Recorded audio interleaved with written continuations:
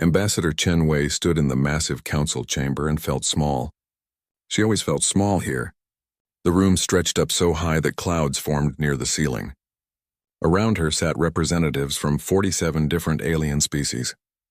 Some had fur, some had scales, some were made of living crystal that hummed with their own light, some floated in tanks of purple liquid. They were all older than humanity's entire space program. They were all looking at her like she was a child throwing a tantrum. "The answer is no," said President Zelnoth. The ancient being was made of blue crystal and had lived for 4,000 years. Its voice sounded like wind chimes in a storm. "We will not authorize emergency action in the Vraxis system." Chen's hands shook. She forced them to be still. 14 billion people are going to die. The star is collapsing. We have maybe 2 months before the whole system becomes a death trap. "The Galactic Council does not make hasty decisions," Zelnoth replied. The crystal being's body pulsed with calm blue light. "We will form a committee to study the situation. We will gather data. We will consider all options. We will vote when we are certain." How long will that take? Chen already knew the answer. She had been Earth's ambassador for 12 years. She knew how the council worked. Approximately 18 months, Zelnoth said. Perhaps less if the data is clear. Chen looked around the chamber. Most of the aliens were nodding. To them, 18 months was nothing. Some of these species lived for thousands of years. Some of their governments had existed since humans were still living in caves. Time moved differently for them. But 14 billion living beings did not have 18 months. "Ambassador Chen," said another voice. This one belonged to Korvan, a reptilian species with red scales and 3 eyes. "Your species has only been in the council for 83 years. You are still learning our ways. Patience is the foundation of peace. Haste is the mother of war." Chen had heard this speech before. Different words, same meaning. Humanity was young. Humanity was reckless. Humanity did not understand how civilized species behaved. She thought about the Vraxis system. 3 different species lived there.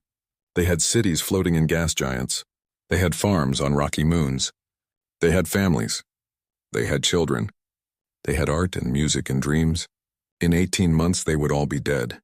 "Humanity offers to help," Chen said. She kept her voice steady.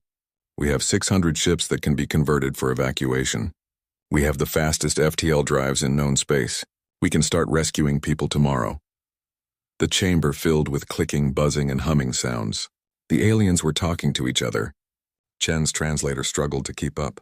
Most of what she heard was not good. "Unauthorized action," one voice said. "Breaking protocol," said another. "Typical human arrogance," said a third. Zelnoth raised one crystalline arm. The chamber went silent. "Ambassador Chen, the council appreciates Earth's enthusiasm. However, any evacuation must be planned carefully. It must follow proper procedures. It must be coordinated through official channels. We cannot have individual species acting alone. That is chaos. Chaos leads to conflict. Conflict leads to war. The council has maintained peace for 12,000 years because we follow the rules." Chen felt something break inside her. It was not anger exactly. It was not despair. It was the sound of a choice being made. A choice that would change everything. "Then Earth is leaving the council," she said. The chamber exploded with noise. Aliens jumped to their feet or their tentacles or their hover platforms. The translator in Chen's ear screamed with overlapping voices. Through it all, she stood perfectly still. Zelnoth's crystal body flashed bright red. "Ambassador Chen, you do not have the authority to—" "I just spoke to my government," Chen lied. She had not. But she knew what they would say. She had known for years that this moment was coming. Earth formally withdraws from the Galactic Council, effective immediately. We are done waiting for committees while people die. She turned and walked toward the exit. Her legs felt strange, like they belonged to someone else. Behind her, the chamber had gone completely silent. In 12,000 years, no species had ever voluntarily left the council. It was unthinkable. It was impossible. It was against every rule of civilized behavior. Chen did not care anymore. By the time she reached her ship, messages were flooding in from Earth. The government was panicking. The media was calling it the biggest diplomatic disaster in human history. Other ambassadors were demanding she return and apologize. Chen ignored them all. She opened a channel to the Human Fleet Command. "This is Ambassador Chen Wei," she said. Authorization code Alpha 77 Baker. All available ships are to proceed immediately to the Vraxis system. Begin evacuation operations. We are no longer bound by Council protocols. There was a pause. Then a voice responded. Understood, Ambassador. Fleet is moving. We'll be there in 6 hours. Chen closed the channel and sat down. Her hands were shaking again. She had just ended Earth's membership in the most powerful organization in the galaxy. She had turned humanity into outlaws. Future generations might call her a hero or a traitor. Right now she did not know which one she was. But 14 billion people would have a chance to live. Across the galaxy, human ships began moving. Military vessels changed course. Commercial freighters volunteered to help. Even civilian ships with cargo holds started heading toward Vraxis. It was chaos. It was unplanned. It was exactly the kind of reckless behavior that made the Council think humans were dangerous. It was also the right thing to do. On Nexus Prime, President Zelnoth watched the human fleet movements on holographic displays. The ancient being's crystal body pulsed with colors that indicated confusion and concern. They are actually doing it, Korvan said. They are going to Vraxis without authorization. Convene an emergency session, Zelnoth ordered. Earth must be censured. They must be sanctioned. They must be taught that they cannot simply ignore Council law. But deep in the crystal being's ancient mind, a small thought formed. A thought that had not existed in thousands of years. What if the humans were right? Zelnoth pushed the thought away. Order was everything. Rules were sacred. The Council had maintained peace for 12,000 years by following procedure. One crisis, however tragic, did not justify throwing away millennia of stability. Still, the thought remained. In the depths of space, far from any inhabited world, something stirred. Something old. Something that had been sleeping for thousands of years. The breaking of the Council, the first crack in 12,000 years of rigid order, sent ripples through space itself. The ancient thing felt those ripples and began to wake. Captain Sarah Okonkwo had never seen anything like it. The Vraxis system was dying and she was right in the middle of it. Her ship, the Defiant Hope, was just one of 600 human vessels that had arrived to help. Around her, the sky was filled with ships, military destroyers, cargo haulers, even a luxury cruise liner that had been converted into a refugee transport. It was beautiful chaos. Captain, we have another group on the southern continent, her communications officer reported. 30,000 people. They are trapped by rising radiation levels. Send the Newton and the Beijing, Sarah ordered, and tell them to hurry. That continent has maybe 3 hours before the radiation gets lethal. Yes, Captain. Sarah looked at the displays around her command chair. Every screen showed a different crisis. Too many people, not enough time. The star at the center of the system was collapsing faster than the Council's models had predicted. But then, the Council had not been planning to do anything for 18 months. Humans had been here for 6 days and had already rescued 2 million people. Captain, the Council is broadcasting on all frequencies, another officer said. They are ordering us to leave immediately. Ignore it, Sarah said. We are not part of the Council anymore. They have no authority over us. This was the part that felt strange. For 83 years, humanity had followed Council rules. They had asked permission. They had filled out forms. They had waited for approval. Now they were just acting. It felt wrong and right at the same time. Captain, we have a problem, her first officer said. The Koresh are refusing to evacuate. Sarah closed her eyes and took a deep breath. The Koresh were one of the 3 species that lived in Vraxis. They were insect-like beings with hard shells and compound eyes. They were also extremely traditional. They believed that leaving their homeworld was a sin against their gods. How many Koresh are refusing? Sarah asked. All of them. 3 billion people. Sarah stood up and walked to the window. Outside she could see the dying star. It looked almost peaceful. Beautiful even. But it was killing everything in this system. Open a channel to the Koresh leaders, she said. A moment later, a face appeared on the screen. It was covered in green chitin and had 8 eyes. Human Captain, the Koresh leader said. We have told your people. We will not leave. This is our home. We will die here if that is the will of the gods. I respect your beliefs, Sarah said, but I am not going to let 3 billion people die if I can help it. You have no choice. We refuse your help, Sarah thought for a moment. This was not something she had been trained for at the academy. The Academy taught procedures and protocols. They did not teach you what to do when an entire species wanted to commit suicide because of religion. Tell me about your gods, Sarah said. The Koresh leader looked confused. What, your gods? The ones who want you to die here. Tell me about them. They are the creators of all things. They made the stars and the worlds. They made the Koresh to honor them. And these gods, do they want you to die? If they have decided that our son should die, then yes. We accept their will. Sarah nodded slowly. Okay, but what if they did not decide that? What if your son is dying because of natural causes? What if your gods are testing you to see if you are smart enough to survive? The Koresh leader's antennae twitched. What do you mean? On Earth, we had a flood story. A great flood that covered the world. A man named Noah built a boat and saved his family and many animals. He did not just sit there and drown because the flood came, he acted. Maybe your God sent us here to give you a boat. It was a desperate argument. Sarah did not know if it would work. But she had to try. The Koresh leader was silent for a long time. I must consult with the other leaders, it finally said. We will give you an answer in 2 days. You have 6 hours, Sarah said. After that, the radiation will be too strong. I'm sorry, but that is not my choice. That is physics. The channel closed. Sarah sat down again. Her hands were shaking slightly. Captain, even if they agree, how do we evacuate 3 billion people in 6 hours? Her first officer asked. I have no idea, Sarah admitted. But we'll figure it out. That was becoming humanity's motto. We'll figure it out. 4 hours later, the Koresh agreed to evacuate. Sarah immediately called every human ship in the system. They worked together with a speed and flexibility that would have horrified the Council. There was no formal plan, no committee meetings, just people making decisions and trusting each other. Military ships landed in cities and loaded tens of thousands of Koresh at a time. Cargo ships opened their holds. The cruise liner packed people into swimming pools and ballrooms. It was messy. It was dangerous. It was probably breaking 100 safety regulations, but it worked.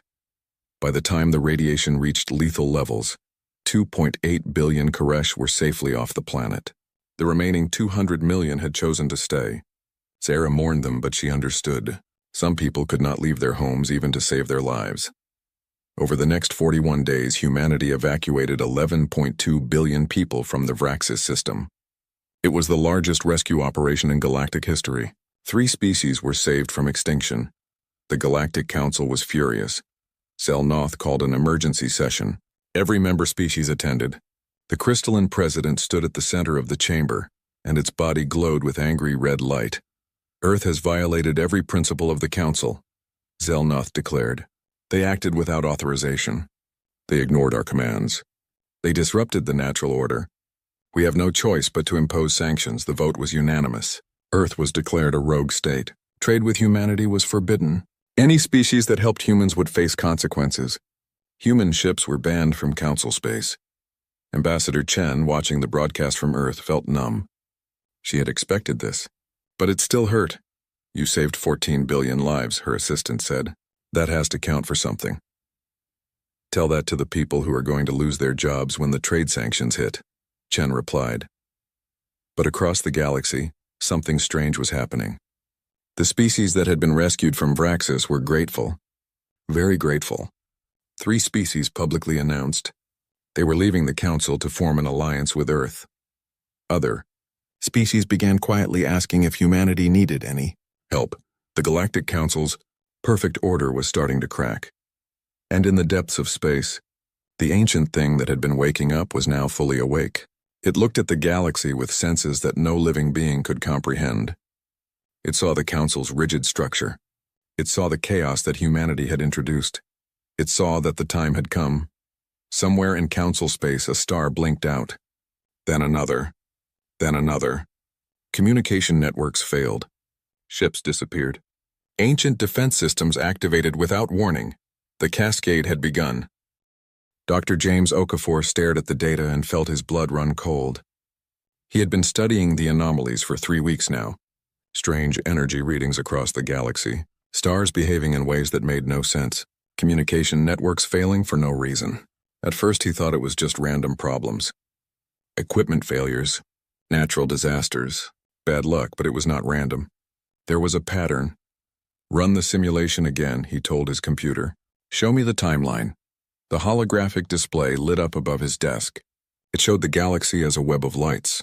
Each light was a star system. Each line was a connection between systems.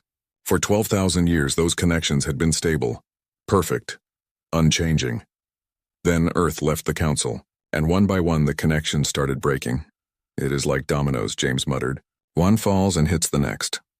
His assistant, a young woman named Sarah Park, looked over his shoulder. You think Earth leaving caused this? No, James said. I think Earth leaving was the trigger. But the gun was already loaded. He pulled up more data. Historical records from the council's archives. Energy readings going back thousands of years. The pattern was there if you knew how to look for it. The council's perfect order had not been maintaining peace. It had been building pressure. Like a dam holding back a river, Earth had cracked the dam. We need to tell someone, Sarah said. Who? James asked. The council thinks we are criminals. Our own government is dealing with trade sanctions and economic collapse. Who is going to listen to a scientist saying the universe is breaking? But someone did listen. Ambassador Chen saw James's report and immediately understood what it meant. She forwarded it to every contact she had. Most ignored her, but a few did not. Zelnoth was one of them. The ancient crystalline being stood in its private chamber and read the human scientist's report. At first, Zelnoth wanted to dismiss it. Human science was primitive. Human thinking was chaotic. But the data was solid. The pattern was undeniable. The council had been wrong. For 12,000 years, the council had believed that strict order created stability. They had created rules for everything. Every species followed the same protocols. Every problem was solved through committee. Every decision required consensus. It had seemed perfect, but it was not perfect. It was a cage, and the universe did not like cages. Zelnoth called an emergency session. The chamber filled with ambassadors from all 47 member species. Well, 44 now. 3 had left to join Earth. We face a crisis, Zelnoth announced. The anomalies are not random. They are connected. The galaxy itself is rejecting our order. Many of the ambassadors made sounds of disbelief. How could the galaxy reject anything? The universe did not have opinions. It followed physical laws. The humans have a theory, Zelnoth continued. They believe our rigid structure has prevented natural change. Evolution requires variation. Adaptation requires chaos. We have suppressed both for thousands of years. Now the pressure is releasing all at once. This is human nonsense, Corvon hissed. The reptilian ambassador's scales flushed dark red with anger. They break our laws, destroy our peace, and now they blame us for the consequences. But even as Corvon spoke, alarms started blaring. 3 more star systems had just gone dark. Not died, just dark. Cut off from all communication. When council ships arrived to investigate, they found the systems completely abandoned. Millions of people had simply vanished. The crisis was accelerating. Captain Sarah Okonkwo was halfway across the galaxy when she got the distress call. A council enforcement fleet was trapped in an anomaly field, some kind of space distortion that was tearing their ships apart. They needed help immediately. Should we respond? Her first officer asked. They are the ones who declared us criminals. Sarah looked at the message. 50 ships, 20,000 crew members, all about to die because of something nobody understood. Set course for their position, she said. Maximum speed. Captain, the council will probably just arrest us when we get there. Then they arrest us, Sarah said. But we are not going to let people die just because their government is stupid. The Defiant Hope arrived at the anomaly field 30 minutes later. Space itself looked wrong there. Colors that should not exist, shapes that hurt to look at. The council ships were caught in the center, being slowly pulled apart by forces that made no sense. Scan the field, Sarah ordered. Find me a pattern. Her science officer worked quickly. Captain, there is no pattern. At least not one that follows normal physics. It is like reality is having a nightmare. Sarah thought about that. A nightmare, random, chaotic, unpredictable.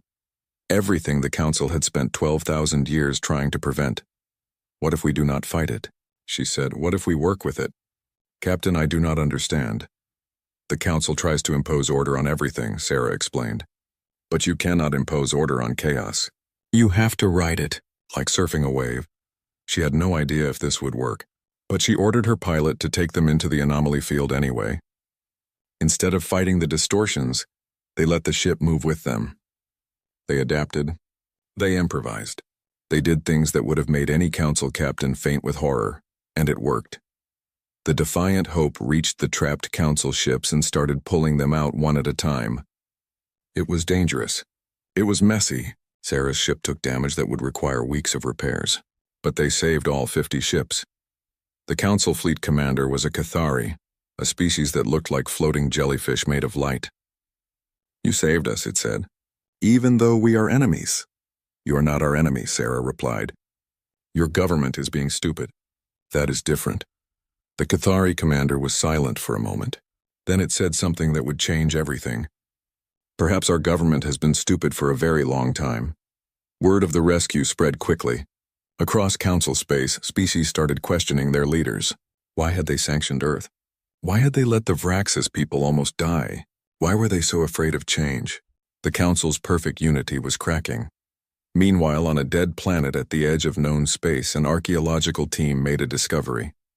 They had been excavating ruins that were over 15,000 years old. The ruins belonged to a species that nobody had heard of before. The team leader, a Solvine scientist named Draknor, found a chamber deep underground. Inside was a machine, still functioning after 15,000 years, and it was broadcasting a message. Draknor translated the message and felt the ground disappear beneath its feet. The message was from the progenitors, the ancient species that had created the Galactic Council. Everyone thought the progenitors had just wanted peace. But the message told a different story. The Council was not meant to create permanent peace. It was meant to be temporary, a stabilizer after a great war. It was supposed to last only 5,000 years. Then it was supposed to dissolve, allowing the galaxy to evolve naturally. But the Council had lasted 12,000 years. More than twice as long as intended, and now the galaxy was paying the price. "The Council has to know about this," Draknor said. "The Council will suppress it," one of the other scientists replied. "This message destroys everything they believe in." "Then we send it to everyone," Draknor decided. "The Council, Earth, every species. Let them all know the truth." The message went out across the galaxy, and with it the last of the Council's authority crumbled. Selnoth stood alone in its chamber and felt something it had not felt in 4,000 years. Fear. Admiral Marcus Stone stood in the war room on Earth and looked at the holographic map of the galaxy. Red lights showed where the cascade was spreading. There were a lot of red lights. "Too many. How long do we have?" he asked. 3 months, Dr. James Okafor replied. "Maybe 4. After that, the cascade reaches critical mass. Reality itself starts breaking down. Not just in pockets, everywhere. And the Council's plan? They are still forming committees," Ambassador Chen said bitterly. "They want to study the problem, build models, reach consensus. They will still be having meetings when the universe ends." Marcus nodded slowly. He had fought in 3 wars. He had seen terrible things, but nothing scared him as much as this. The Council, with all its ancient wisdom and technology, was paralyzed.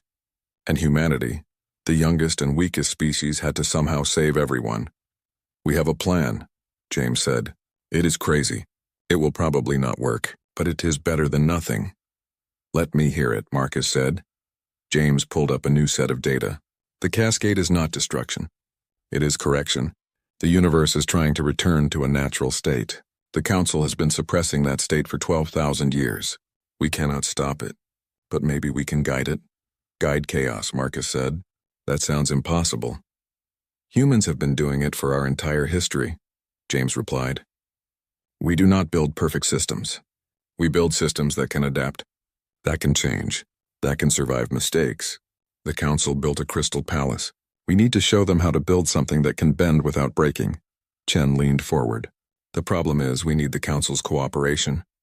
We need their resources, their knowledge, their infrastructure, but they have declared us enemies. Then we need to change their minds," Marcus said. "Fast." The opportunity came sooner than expected. Nexus Prime, the Council's capital station, came under attack from the cascade. Reality distortions appeared inside the station itself. Whole sections simply stopped existing. Gravity failed in some areas and tripled in others. Time moved at different speeds in different corridors. The Council could not stop it. Their technology was built for order and predictability. This was neither. Zelnoth stood in the emergency command center and watched its perfect capital fall apart. All around, ambassadors were panicking. Some were evacuating. Some were praying to their gods. Some were just frozen with fear. Then a message came through. From Ambassador Chen. "We can help you," the human said. "But you need to trust us." Zelnoth looked at the chaos spreading through the station. Everything the council believed in was failing. Maybe it was time to try something they did not believe in. "What do you need?" Zelnoth asked. "Access to your central systems," Chen replied, "and a promise that you will follow our instructions without debating them." Every instinct in Zelnoth's ancient mind screamed against this. Let humans control the council's most important station? Let them act without oversight? It was unthinkable, but the alternative was death. "You have access," Zelnoth said. "Save us." Humanity moved fast. Engineers from Earth arrived on Nexus Prime within hours. They did not try to restore order. Instead, they installed systems that could adapt to chaos, flexible power grids that rerouted automatically, structural supports that could shift and change, emergency protocols that did not require committee approval. It was ugly. It was inefficient. It definitely did not meet council building codes, but it worked. Within 2 days, Nexus Prime was stable. Not perfect, not orderly, but stable. The cascade was still there, but the station had learned to surf it just like Captain Okonkwo's ship had. "This is unacceptable," Korvan declared at an emergency council session. "Look at what they have done to our capital. It looks like human chaos." "It looks like survival," Zelnoth replied. The crystalline being's body glowed with a color that no one had seen before. Purple, the color of change. "Ambassador Chen, present your full plan." Chen stood before the council. The same council that had sanctioned Earth. The same council that had called humanity reckless and dangerous. But now they were listening. "We cannot restore the old order," Chen said. "That order was the problem. Instead, we need to build something new, something that can adapt. We call it chaos management." She displayed a holographic model. "We identify the worst cascade zones. Instead of fighting them, we use controlled destabilization. We create smaller cascades to relieve pressure before it builds too high. We set up flexible response teams that can act immediately without waiting for approval. We accept that we cannot predict everything and prepare for surprises." "You are asking us to abandon everything we have built," an ambassador said. "No," Chen replied. "I am asking you to remember that you built it for a reason. To protect life. To enable cooperation. Those goals do not change. But the methods might need to." The debate went on for hours. The council was torn. Half wanted to accept the human plan. The other half, led by Korvan and the militaristic Krenak Empire, refused. "This is weakness," Korvan declared. "The galaxy respects strength, order, discipline. If we follow the human path, we show that we are soft. Other species will take advantage. There will be war. There will be no galaxy left to have wars in," Chen shot back. "The Cascade does not care about your military strength." But the Krenak Empire was not convinced. They saw the crisis as an opportunity. With the council weakened, they could seize power. They could impose their own vision of order. A militaristic order based on strength rather than consensus. Krenak ships began moving to strategic positions. They claimed it was for security. But everyone knew what it really was. Acute Admiral Marcus Stone watched the Krenak fleet movements from Earth. "They are going to try to take over," he said. "Right in the middle of the Cascade crisis. Can we stop them?" Chen asked over the communication link. "Maybe," Marcus said, "but it would mean war. Right when we need to be working together." "Then we need a third option," Chen said. That option came from an unexpected source. Captain Sarah Okonkwo had been studying the Cascade data. She had noticed something that everyone else had missed. The Cascade was strongest near the galactic core, and it was getting stronger. "I think there is something at the center," Sarah told James Okafor. "Something that is causing all of this." "The core is impossible to reach," James replied. "The gravitational forces alone would crush any ship." "Then we need to be creative," Sarah said. She assembled a volunteer crew. Not just humans. The Cathari commander she had saved joined. So did several Vraxis refugees. Even a Koresh scientist who wanted to thank humanity for saving its people. "You are all insane," her first officer said. "Going into the galactic core during a reality-breaking crisis. This is how people die." "Probably," Sarah agreed. "But it is also how people save the galaxy. So who is coming? Every single crew member volunteered. The Defiant Hope began its journey toward the core. Behind them, the Krenak Empire prepared for war. The council argued about what to do. The cascade continued to spread. And at the heart of the galaxy, something ancient waited. The Defiant Hope shook violently as it entered the galactic core. Outside the windows, space looked wrong. Stars were too close together. Black holes warped light into impossible shapes. And everywhere the cascade danced like lightning made of broken reality. I am reading gravitational forces that should not exist, Sarah's science officer reported, and energy signatures that match nothing in our database. Keep going, Sarah ordered. We did not come this far to turn back. In the crew quarters, the mixed species team worked together. Humans operated the controls. The Cathari used its unique senses to navigate the cascade. The Koresh scientist analyzed data with compound eyes that could see more spectrum than human eyes. Everyone had a role. Captain, I am detecting a structure ahead, the Cathari navigator said. Artificial. Very large. Very old. The structure appeared on their screens. It was massive, larger than a planet, and it was built from materials that should not exist. Crystalline walls that glowed with their own light. Geometric shapes that hurt to look at because they had too many dimensions. This is progenitor technology, the Koresh scientist said with awe. The species that built the council. What is it doing here? Sarah asked. I think we are about to find out. The Defiant Hope moved closer. As they approached, the structure came to life. Lights activated. Systems that had been dormant for thousands of years began humming with power. And then a door opened. Sarah made a decision that would either save or doom them all. Take us inside. The ship entered the structure and landed in a chamber that could have held 100 ships. As soon as they landed, holographic images appeared. They showed the progenitors. Tall beings made of energy and light. They looked kind but also sad. Greetings, young species, the hologram said. If you are seeing this message, then the cascade has begun. We apologize. We never meant for things to go this far. The message explained everything. The progenitors had fought a terrible war that almost destroyed the galaxy. After the war, they built the council as a way to prevent future conflicts. It was meant to heal the galaxy, to give species time to recover, to establish peace. But it was only supposed to last 5,000 years. We programmed a shutdown mechanism, the hologram explained. After 5,000 years, the council was supposed to dissolve. The galaxy would return to natural evolution. Change, growth, conflict, yes, but also progress. Life requires both order and chaos. But the council did not dissolve, Sarah said to her crew. They kept it going. The hologram continued. If the council lasted too long, pressure would build. The galaxy would correct itself forcefully. That correction is the cascade. We built this facility as a last resort, a way to guide the correction, to make sure civilization survives the transition. A control panel appeared in front of Sarah. Instructions appeared in her mind, directly from the machine. She understood what she had to do. This machine will complete the cascade, she said. It will end the council's rigid order. But it will also establish a new framework, one based on flexibility and adaptation. The galaxy will still have structure, but it will be able to change. What is the cost? Her first officer asked. Sarah looked at the readings. The energy release will be massive. Any rigid systems will collapse. Ships built for perfect order will fail. Infrastructure that cannot adapt will break. Anyone who cannot handle change will not survive. So the Krenak Empire and their rigid military structure, the Cathari said. Probably, Sarah agreed, along with any species that has become too dependent on council systems. It was a terrible choice.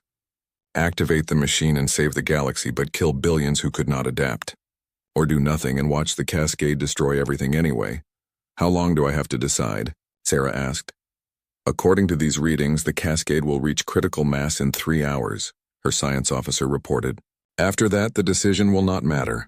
Everything will collapse anyway. Sarah opened a channel to Earth, to Ambassador Chen, to Admiral Stone, to everyone. She explained the situation. She explained the choice. You cannot make this decision alone, Chen said. This affects everyone.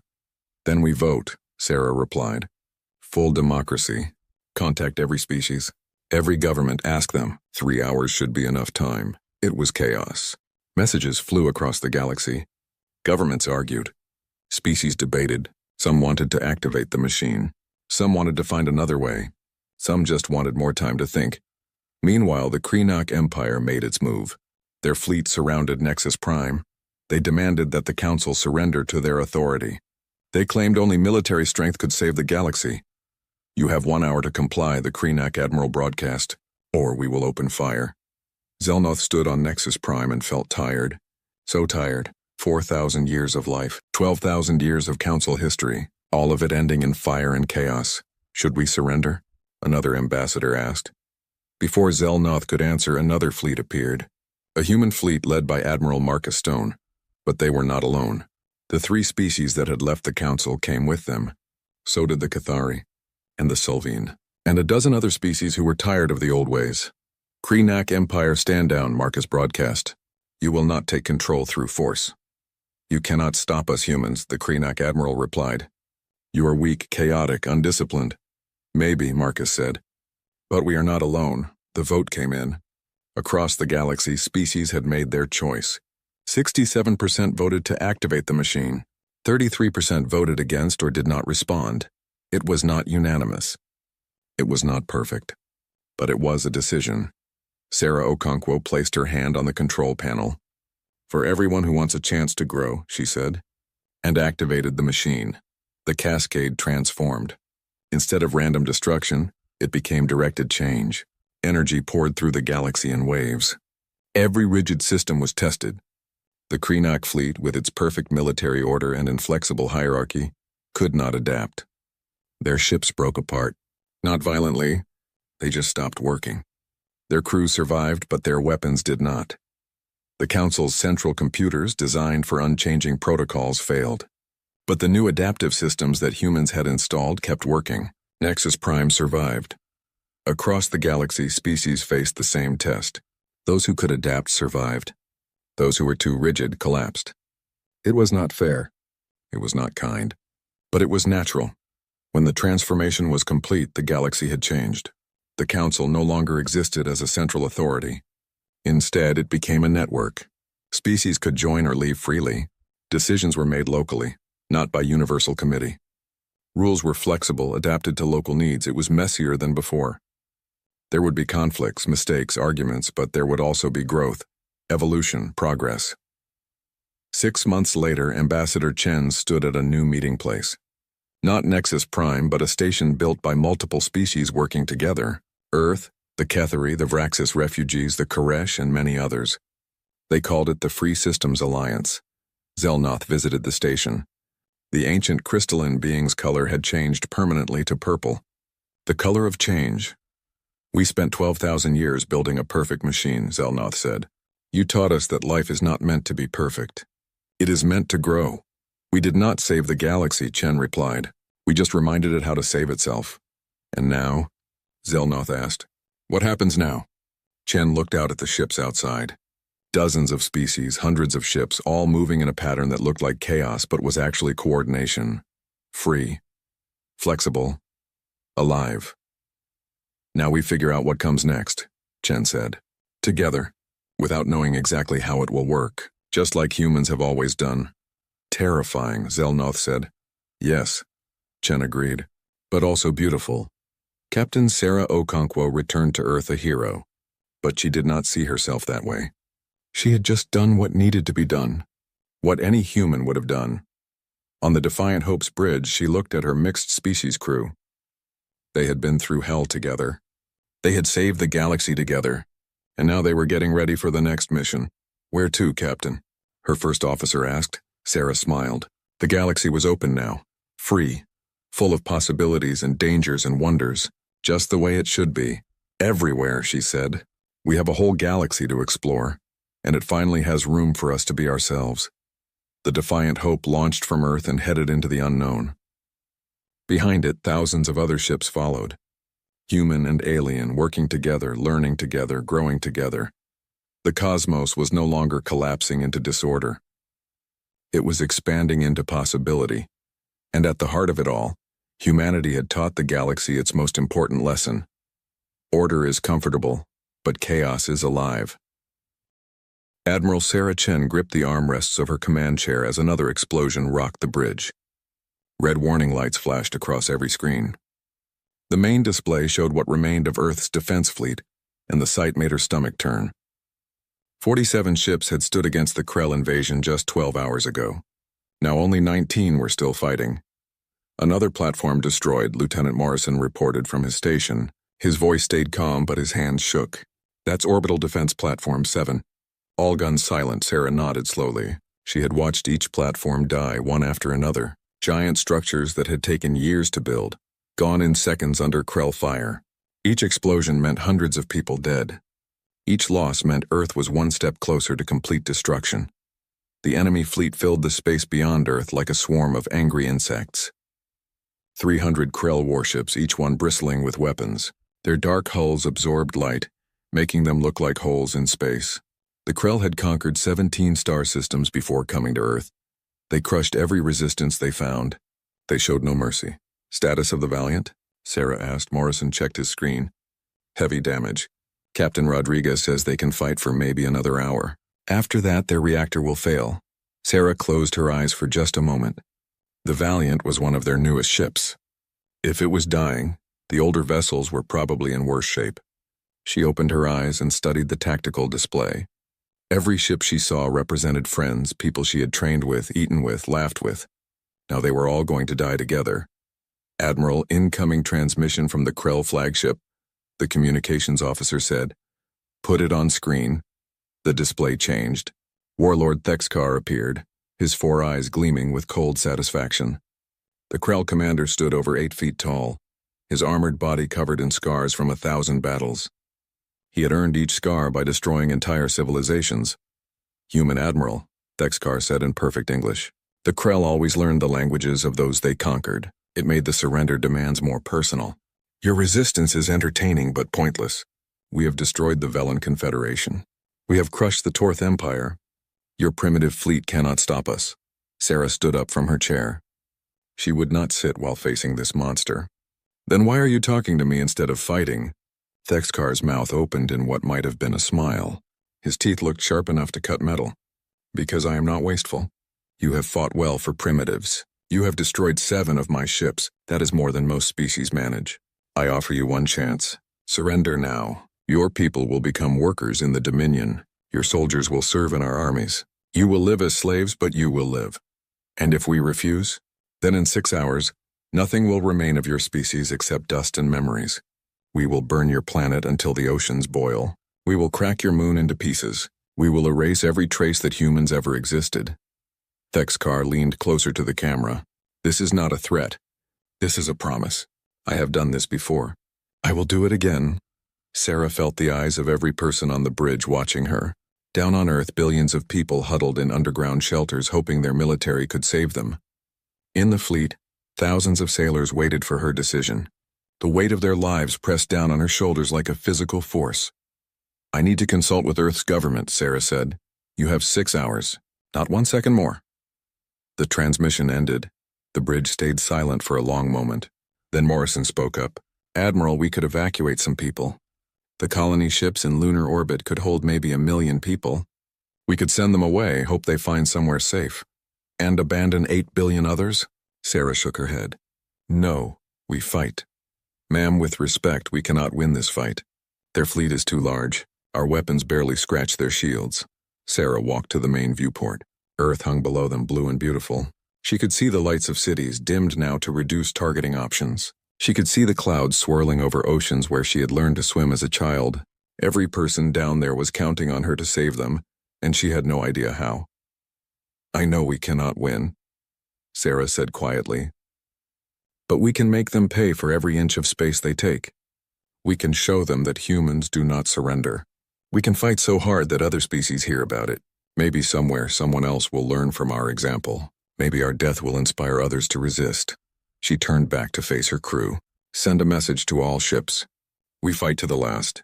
We make them remember us. We show the galaxy what humans are made of. Morrison saluted. Yes, ma'am.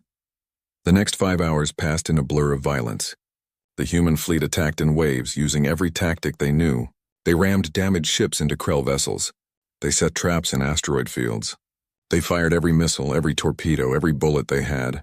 The Krell fleet took losses, but it was like throwing stones at a mountain. For every Krell ship destroyed, Earth lost 3. The Valiant exploded at hour 4, taking a Krell destroyer with it. The Beijing went silent at hour 5. Its crew dead, but its reactors still burning, drifting through space like a tomb. The Mumbai tried to retreat with its engines damaged and was cut in half by Krell plasma fire. Sarah watched it all. She gave orders in a steady voice even as her heart broke. She coordinated the defense even knowing it was hopeless. She was still fighting when the 6-hour deadline arrived. Dexcar appeared on screen again. Your time is over, human.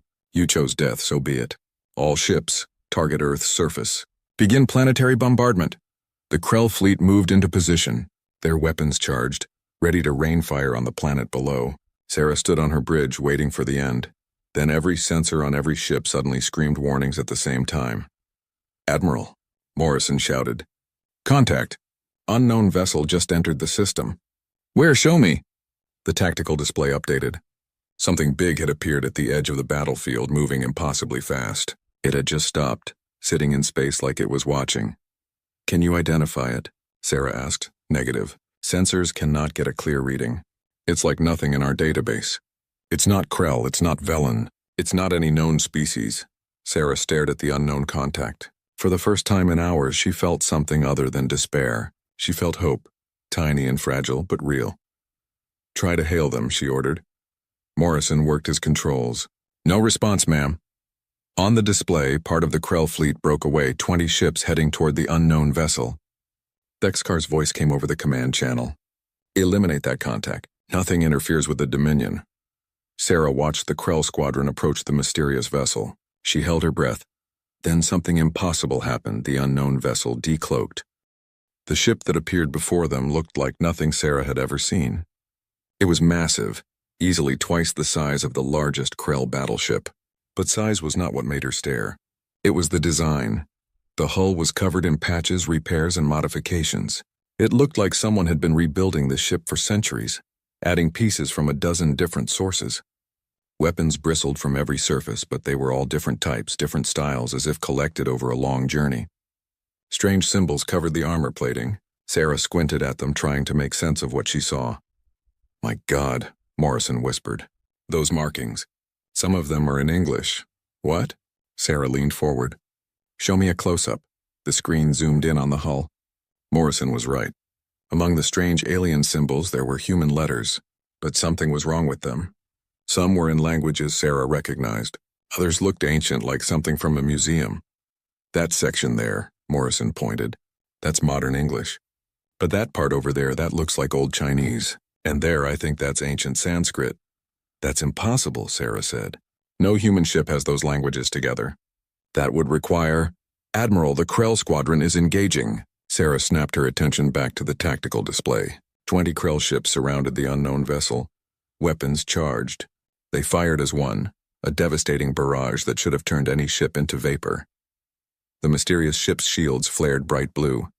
The Krell weapons hit and scattered like rain on stone. Not a single shot got through. Shields holding at 100%, Morrison reported, his voice full of shock. That's impossible. Our best shields would have failed under half that firepower. The unknown ship did not return fire. It just sat there, absorbing the punishment. The Krell fired again and again. Each time the shields held perfectly. Then something changed. Every sensor on the Krell ship suddenly went dark. Sarah could see it on her displays. The Krell squadron went completely blind, their targeting systems offline, their communications dead. What just happened? Sarah asked. Some kind of electronic warfare attack, Morrison said. But I've never seen anything like it. It's like that ship just reached out and turned off everything electronic in the Krell vessels. The mysterious ship began to move. It glided between the blind Krell ships like a shark among fish. As it passed each one, it fired a single shot, just one. Each shot punched through Krell shields and armor like they were paper. Each shot destroyed a ship completely. In less than 30 seconds, all 20 Krell vessels were drifting debris. Sarah's mouth hung open. The entire bridge had gone silent, everyone staring at the display. One ship had just destroyed a Krell squadron without taking a scratch. One ship had done what Earth's entire fleet could not. Who are they? Morrison asked. Before Sarah could answer, the communications console beeped. Admiral, we're receiving a transmission. It's from the unknown vessel. Put it through. Static filled the speakers. Then a voice came through, speaking English. But the accent was strange. Old-fashioned, like someone from centuries ago trying to speak a modern language. Earth vessel Indomitable, this is the colony ship Exodus. Please respond. Sarah's heart skipped. Colony ship? This is Admiral Sarah Chen of Earth Defense Fleet. Exodus, please identify yourself. What colony are you from? A pause. Then, Admiral Chen, this is Captain Marcus Vale, commanding officer of the Exodus. We departed from Earth 800 years ago. We are coming home. The bridge erupted in confused voices. Morrison turned to Sarah, his face pale. Admiral, 800 years ago there was a colony mission. The first one. But they disappeared. The ship was called the Exodus. It was lost with all hands. 10,000 colonists gone without a trace. Sarah remembered now. Every schoolchild learned about the lost Exodus. It was a tragedy that had haunted humanity for centuries. The first attempt to reach the stars, and it had simply vanished. Captain Vale, Sarah said slowly, if you are who you claim to be, then you need to explain how you survived for 800 years. And how you found your way back, the transmission crackled. It's a long story, Admiral. The short version is that we encountered a spatial anomaly 3 months into our journey. It threw us across the galaxy, thousands of light years from Earth. We tried to find our way home, but we had no maps, no way to navigate. We were alone in unknown space. Sarah listened, hardly breathing. Around the bridge, everyone had stopped working to hear this. We found a planet to settle on. Vale continued, but it was already occupied. The species there were hostile. We fought them off barely. Then we moved on, looking for a safe world.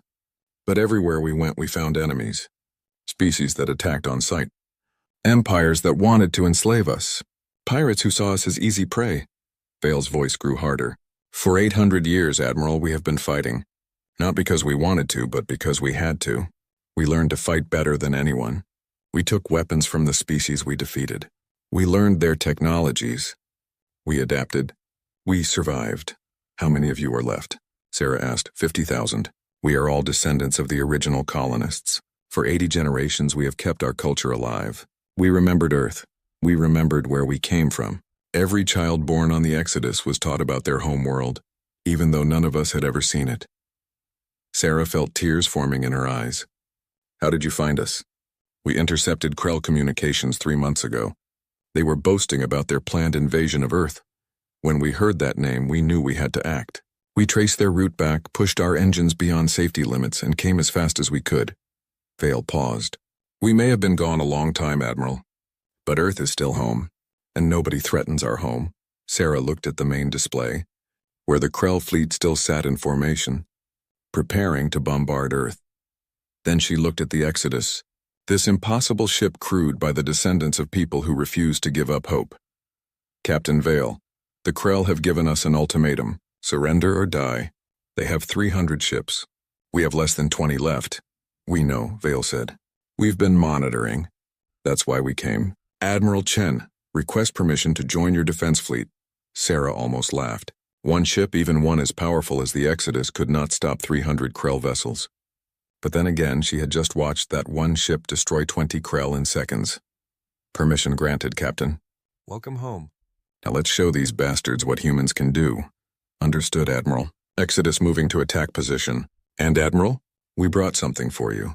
Transmitting our combat database now. Everything we learned in 800 years of warfare, share it with your fleet. You're going to need it. Data flooded into the Indomitable's computers. Morrison's eyes went wide as he scanned it. Admiral, this is incredible. Tactical maneuvers, weapon modifications, shield configurations. There are thousands of battle reports here.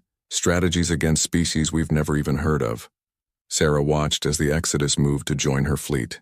The massive ship positioned itself at the front of the formation, directly between Earth and the Krell.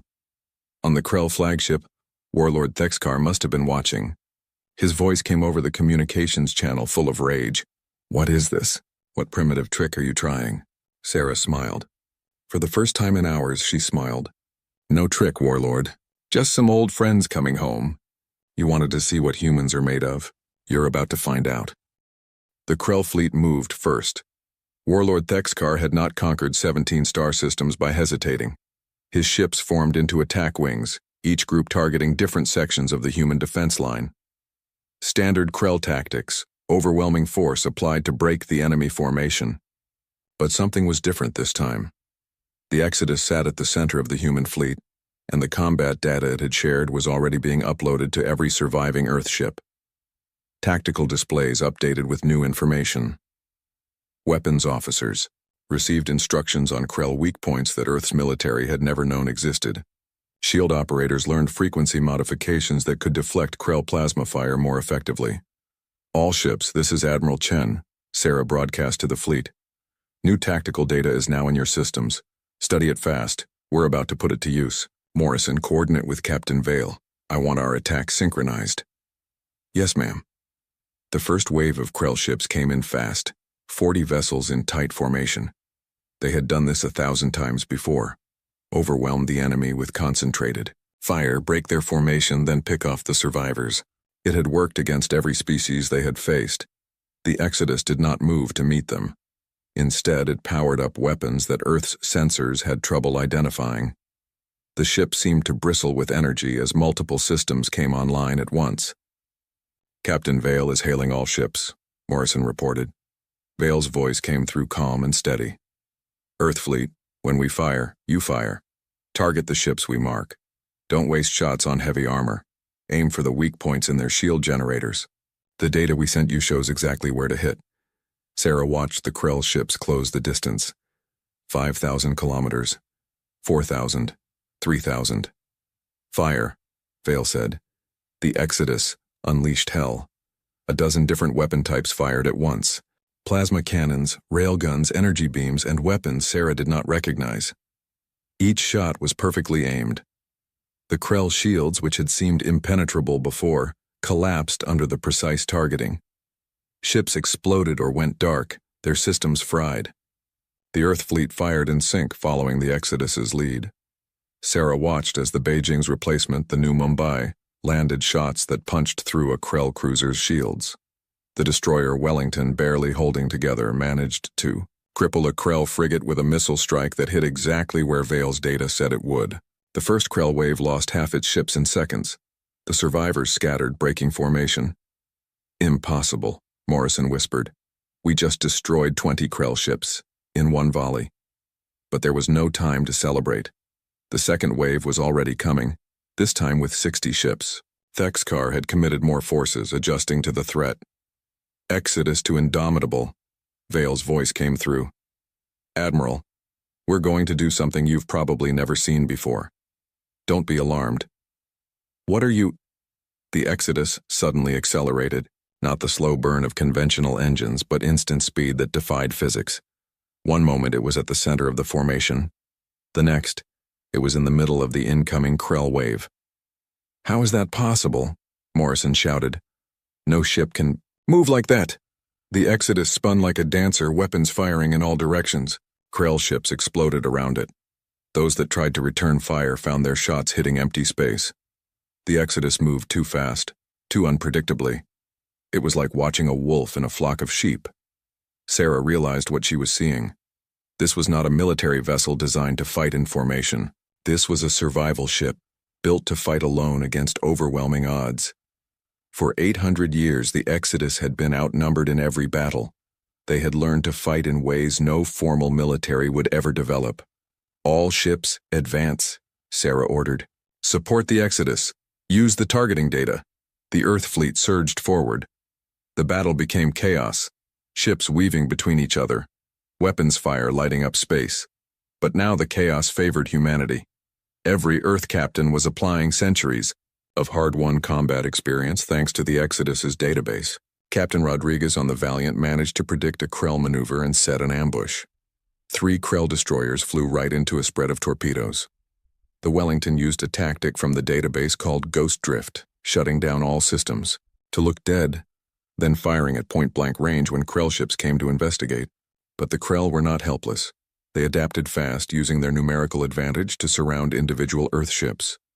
The carrier Toronto took heavy fire from 5 directions at once. Its shields collapsed, and atmosphere vented from a dozen hull breaches.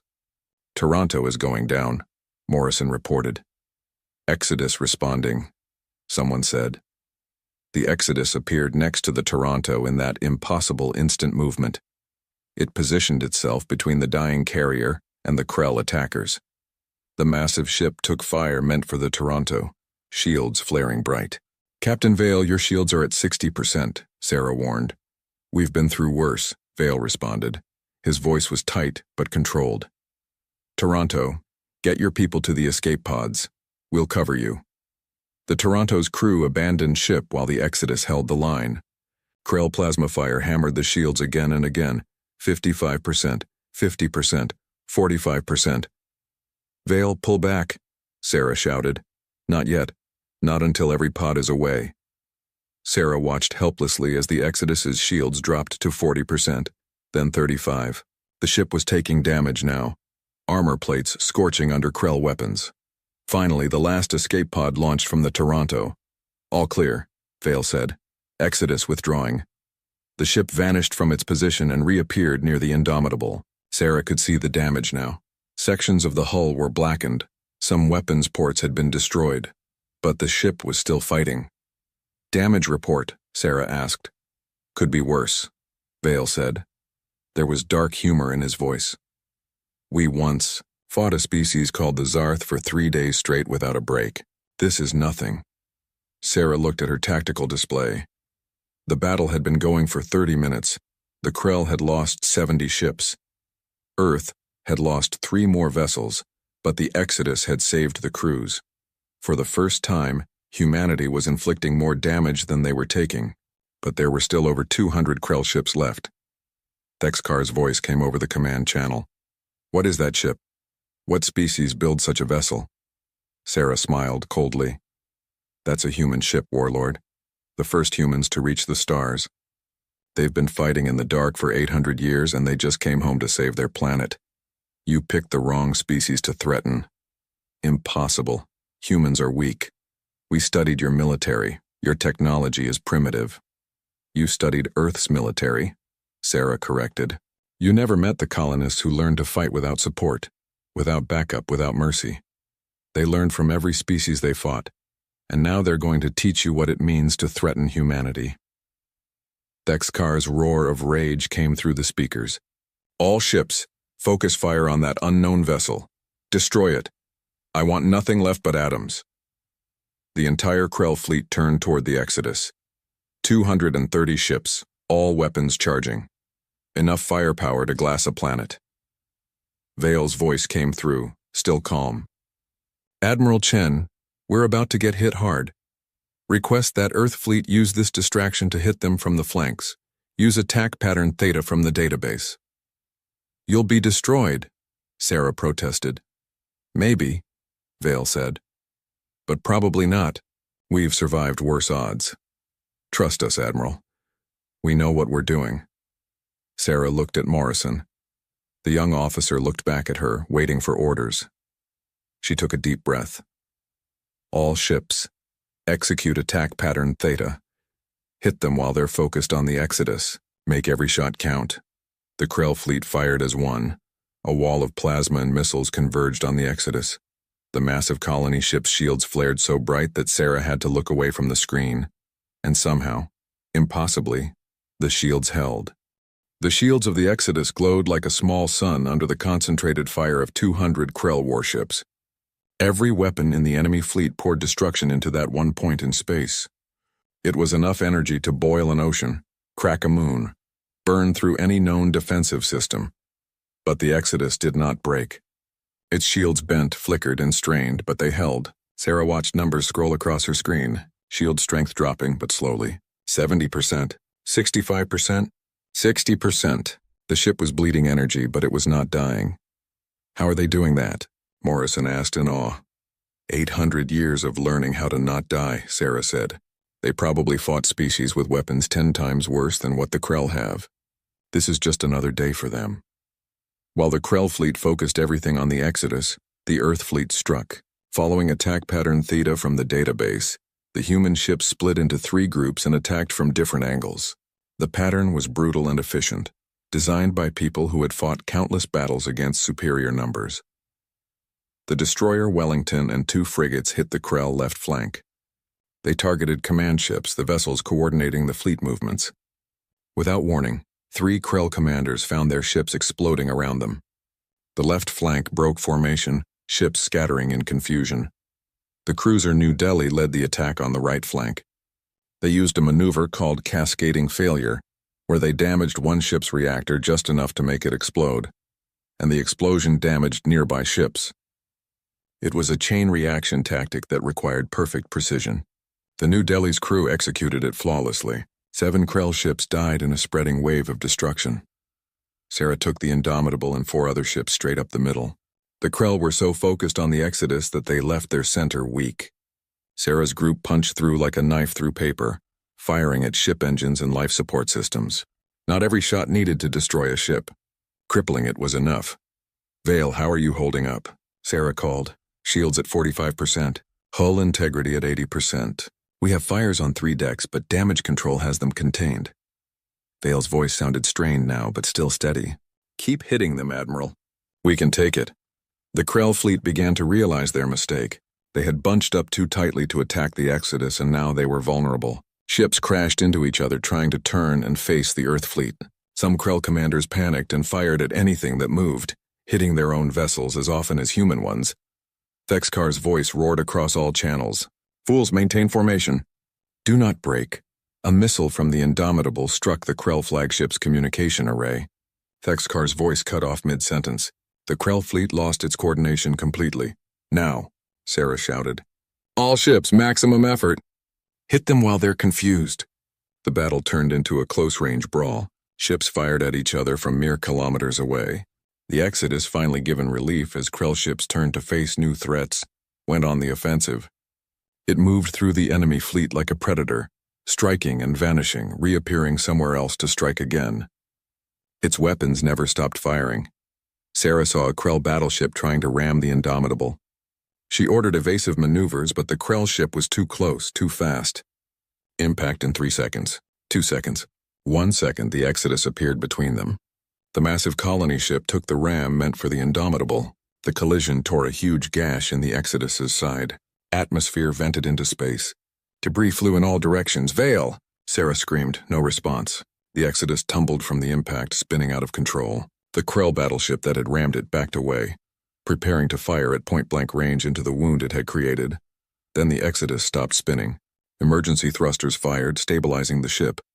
And from the gash in its side, from the exposed interior where Sarah could see flames and destruction, weapons ports opened. The Exodus fired every gun it had directly into the Krell battleship. At that range, shields meant nothing. The Krell ship came apart like it was made of paper. "Exodus to Indomitable." Vale's voice came through, rough with pain. "We're okay. More or less. Lost 60 people in that section. But we're still in this fight. Fall back, Captain," Sarah ordered. "You've done enough." "With respect, Admiral, no. We didn't cross the galaxy to hide when things got tough. Besides, these Krell are starting to annoy me." Despite everything, Sarah laughed. It was a short, half-hysterical sound, but it was real. "All ships cover the Exodus. They're damaged but still fighting. Let's show them they're not alone." The Earth fleet rallied around the wounded colony ship. The Valiant, barely operational, positioned itself to shield the Exodus's damaged side. The New Mumbai and Wellington formed a defensive screen. Other ships moved into protective formation without being ordered. They were protecting their own. The Krell tried to press their advantage, but their formation was broken, their communications disrupted, and their commanders were dead or confused. What should have been a coordinated attack became dozens of individual ship actions, each trying to do their own thing. The humans fought as one unified force, protecting each other, coordinating every move. The difference showed. Krell ships kept dying. The Earth fleet took damage, but they adapted, they adjusted, they survived. An hour into the battle, the Krell fleet had lost half its ships. The Earth fleet was down to 11 functional vessels, but those 11 fought like demons. And the Exodus, damaged and scarred, continued to tear through enemy ranks. "Admiral, the Krell are regrouping," Morrison reported. "They're pulling back to the edge of the system." Sarah watched the tactical display. The Krell ships were indeed withdrawing, forming a defensive formation at a safe distance. They had finally realized what they were up against. "Get me Thexkar," Sarah ordered. "Their flagship is still damaged, but communications are back online. Routing them through now." The Krell warlord appeared on screen. He looked different now. The arrogance was gone. In its place was something Sarah had never seen in a Krell before. Uncertainty. You cannot win, Thexkar said, but his voice lacked conviction. We still outnumber you. You had 300 ships, Sarah replied. Now you have what, 150? And you've seen what we can do. Every minute you stay here, you lose more ships. You came here expecting easy prey. Instead, you found humans who've been fighting in the dark for 8 centuries, and humans who refuse to let their home burn. She leaned forward, staring directly at the Krell commander. You have a choice, Warlord. Keep fighting and lose everything, or retreat and live to report what you learned here today. What's it going to be? Thexkar's 4 eyes studied her. Sarah could see him calculating, weighing options. He had not become a warlord by being stupid. He knew when a battle was lost. This is not over, Thexkar said finally. The Dominion will return. You have made a powerful enemy today. We've had powerful enemies before. Vale's voice cut in. We're still here. They're not. The transmission ended. The Krell fleet began to withdraw, their ships jumping to faster than light speed one by one. In 10 minutes, the space around Earth was clear of enemy vessels. The battle was over. The command channel erupted in cheers. Every ship, every station, every person who had survived the impossible was celebrating. They had faced overwhelming odds and won. Earth was saved. Sarah slumped back in her chair, exhausted. Morrison, casualty report. Morrison's face grew somber. 28 ships lost out of the original 47. Estimated 15,000 casualties in the fleet. But the evacuation procedures saved most of the crews. The Exodus took heavy damage. They're reporting 300 dead, twice that many wounded. 300 people dead. 15,000 total. The numbers felt unreal, too big to truly understand. Sarah closed her eyes, thinking of all the names she would need to remember, all the families she would need to visit. Admiral, Morrison said quietly. We won. Against all odds, we actually won. Sarah opened her eyes and looked at the main display. Earth hung there, safe and whole, and beside it, scarred and damaged but still proudly flying, was the Exodus, the lost colony that had found its way home after 800 years. The wanderers who had returned just in time to save their world. Yes, Sarah said. We won, and we're going to make sure everyone remembers how. 3 days after the battle, the Exodus entered orbit around Earth. The massive ship moved slowly, carefully, like it was afraid to get too close. Sarah watched from the observation deck of the Indomitable as the colony ship found its position and stopped, hanging in space like a mountain made of metal and hope. They're requesting permission to send a shuttle to Earth, Morrison said. Captain Vale and a delegation want to set foot on the planet, Sarah smiled. Permission granted. Tell them to land at Cape Canaveral. That's where they launched from, 800 years ago. It seems fitting they return there. She watched the Exodus for another moment, then made a decision. I'm going down too. I want to be there when they arrive. The shuttle ride down was quiet. Sarah used the time to review damage reports, casualty lists, and repair schedules. Earth's defense fleet was in terrible shape. It would take months to rebuild. But they would rebuild. They were alive to do it. Cape Canaveral was crowded when she arrived. News of the Exodus had spread across the planet in hours. People wanted to see the descendants of the lost colonists. They wanted to meet the heroes who had saved Earth. Security had set up barriers to keep the crowds back, but Sarah could feel the excitement in the air. The Exodus shuttle descended from the sky. It was scarred like the ship it came from, patched and repaired many times over. It landed with a hiss of hydraulics on the same pad where, 800 years ago, the colony ship had launched with dreams of a new world. The shuttle door opened. Captain Marcus Vale stepped out, and Sarah got her first look at the man who had saved her planet. He was tall, lean, with short dark hair turning gray at the temples. His face was lined with scars, and his eyes looked old, like they had seen too much. He wore a uniform that was part military, part improvised armor, nothing like the clean, standard uniforms Earth's military wore. Behind him came more people from the Exodus. Men and women of all ages, some with children. They looked like refugees and warriors at the same time. Hard people who had survived impossible things. They moved with caution, like they expected an attack at any moment, but their eyes were filled with wonder as they looked around. Vale saw Sarah and walked over. He saluted, his hand moving to his heart in a gesture she did not recognize. Admiral Chen, thank you for having us. Sarah returned the salute in the standard Earth military fashion. Captain Vale, thank you for saving us. Without your ship, Earth would be dust right now. Vale looked uncomfortable with the praise. We did what any human would do. Protect their home. He turned to look at the sky, then at the ocean beyond the spaceport. I've seen this place in records and videos my whole life. My parents showed me. Their parents showed them. For 80 generations, we kept the memory of Earth alive. But being here, standing on actual ground, breathing actual air, his voice broke. I never thought I would live to see this day. Sarah saw tears running down his face. Behind him, other members of the Exodus delegation were crying too, kneeling down to touch the ground, looking around in amazement. These were people who had been born on a ship, lived their entire lives in metal corridors, never knowing what it was like to feel wind or see an open sky. Captain, Sarah said gently, your people are home.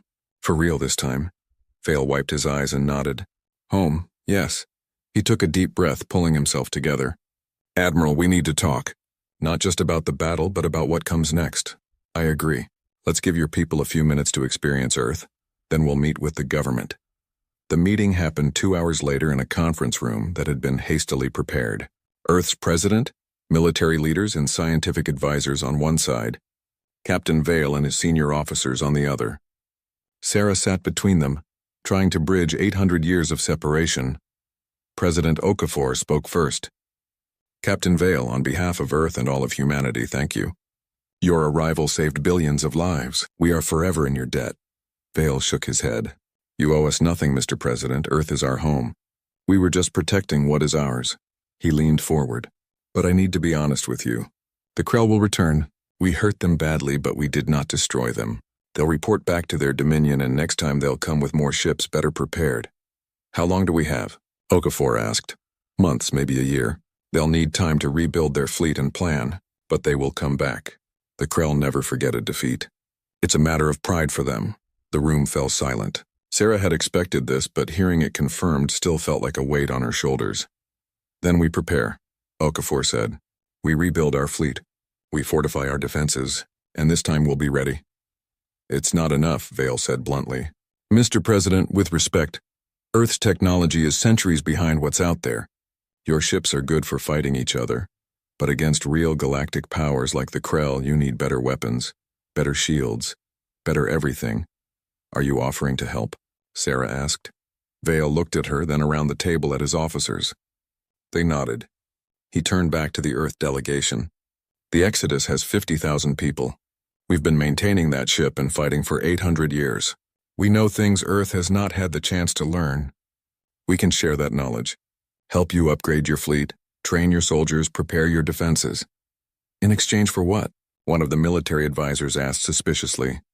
In exchange for a home, Vale said simply. My people are tired, Admiral. We've been wandering the galaxy for 80 generations. We've been fighting for every scrap we have. We want to stop. We want to settle down, raise our children in peace, live normal lives. We're offering everything we know, everything we've learned in exchange for the right to come home. President Okafor did not hesitate. Captain Vale, you and your people are citizens of Earth. You have every right to be here. Your ship launched from this planet 800 years ago. As far as I'm concerned, you never stopped being part of humanity. You don't need to trade knowledge for the right to come home. That right is yours by birth. Vale stared at the president, clearly not expecting that answer. Thank you, sir. That said, Okafor continued with a slight smile. If you're willing to share your knowledge and help us prepare for the Krell's return, we would be grateful. We have a lot to learn from you. The meeting went on for hours, discussing plans and logistics. The Exodus would dock at Earth's orbital shipyards for major repairs.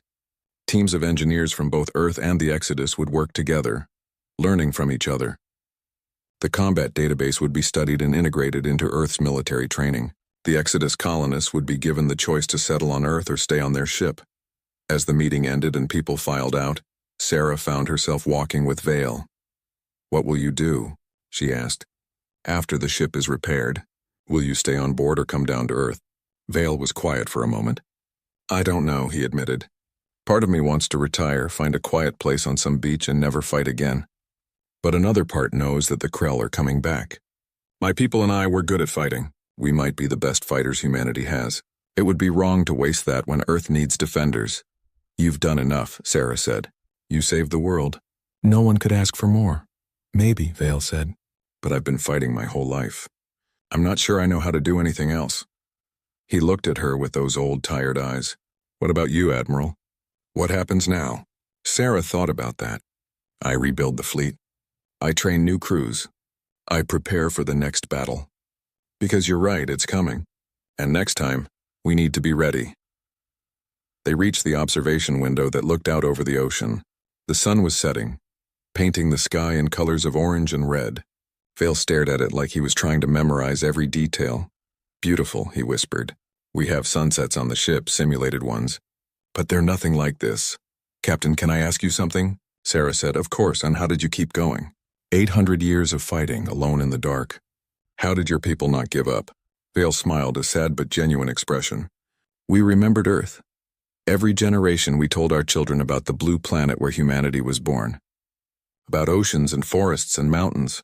About billions of people we'd never met but who were still family. We taught them that someday, somehow, we would find our way home. He turned to look at her. Hope, Admiral. That's how we survived. Hope that one day we would see this view. Sarah nodded, understanding. And now you have. Yes, Vale said. Now we have. And now we'll fight to protect it, not because we have to, but because we choose to, because this is worth fighting for.